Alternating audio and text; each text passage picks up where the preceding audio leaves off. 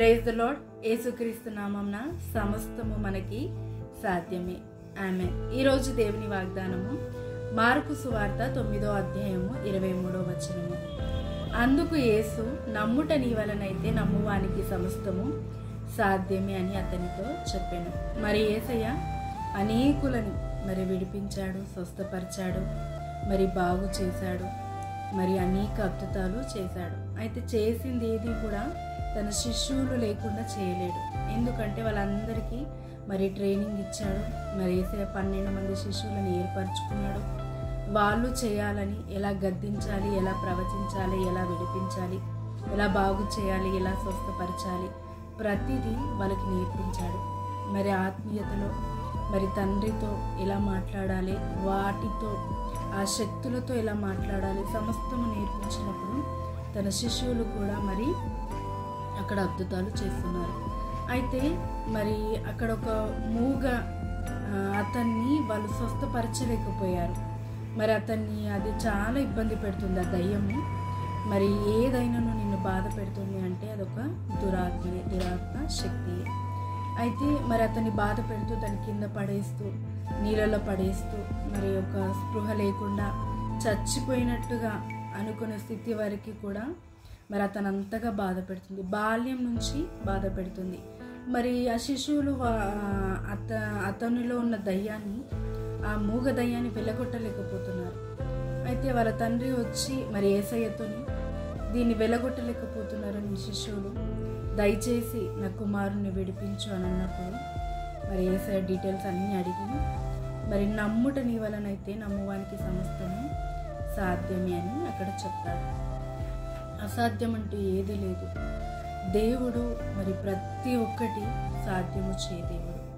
యేసయ్య ఎలా అతన్ని స్వస్థపరచాలనేది కూడా చూపించి, ఎలా గద్దించాలో కూడా చూపించి అక్కడ అతన్ని స్వస్థపరుస్తాడు. కొన్ని బలమైనవి ఉంటాయి. ఆ బలమైనవి పోవాలి అని అంటే మనము బలమైన ఆహారము మన ఆత్మకు పెట్టినప్పుడు బలమైనవి ఆ శరీరంలో నుంచి వెళ్ళిపోతాయి. మనకి విడుదల, మన ద్వారా అనేకులకి విడుదల కూడా మన ద్వారా దేవుడు చేస్తాడు.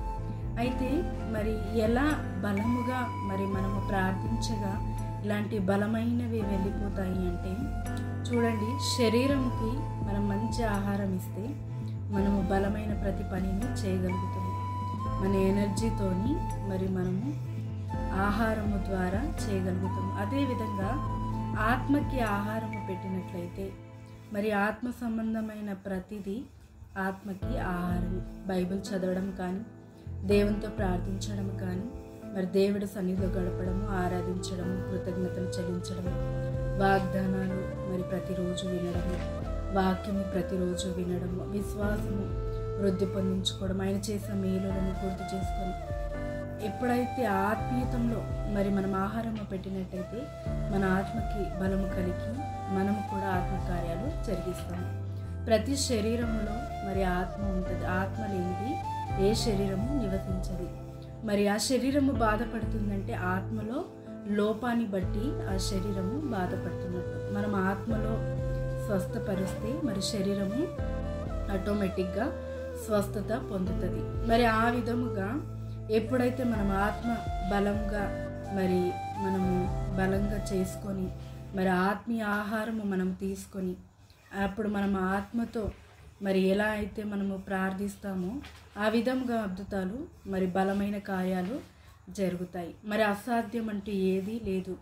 మనం కూడా చేయొచ్చని యేసయ్య మనము చేయగల సామర్థ్యం మనలో ఉంది కనుకని ఆ మాట చెప్పాడు. ఈరోజు ఏదైతే నీ మీద బలముగా పనిచేస్తుందో దేవుడు దానిపైన మీకు విజయాన్ని దయచేసి, ఆత్మీయాహారము ద్వారా దేవుడు గొప్పగా మిమ్మల్ని దీవించి, ప్రతి బలమైనది మీకన్నా బలముగా మిమ్మల్ని బాధ పెడుతున్నది అది బలహీనము చేసి మీకు బలాన్ని అనుగ్రహించునుగాక, మీకు సమస్తాన్ని సాధ్యం చేయనుగాక. ప్రార్థించుకుందాం.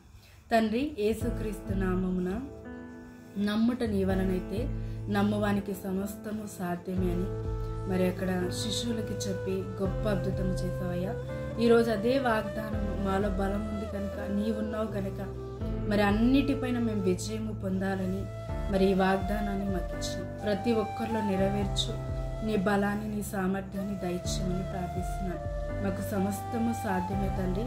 దేని విషయంలో మాకు అసాధ్యం అంటూ లేకుండా నీ నామాన్ని బట్టి, నీ కృపని బట్టి మాకు దయచేసినందుకు, ప్రతి పరిస్థితిని నువ్వు చక్కబెట్టినందుకు కృతజ్ఞత చెల్లిస్తున్నాను. ఏదైతే బలముగా మరి వారి మీద ప్రభుత్వము చేస్తుందో దాన్ని బలహీనము చేసి నీ విజయాన్ని మా అందరికీ దయచేయమని యేసుక్రీస్తు నామమున ప్రార్థిస్తున్నాము తండ్రి. ఆమేన్. ఈ వాగ్దానము, ఈ వాక్యము మీ అందరి జీవితంలో నెరవేర్చబడి మీరు గొప్పగా ఆశీర్వదించబడి దీవించబడతారు కాక. ఆమేన్. మీకు సమస్తము సాధ్యమే. ఆమేన్.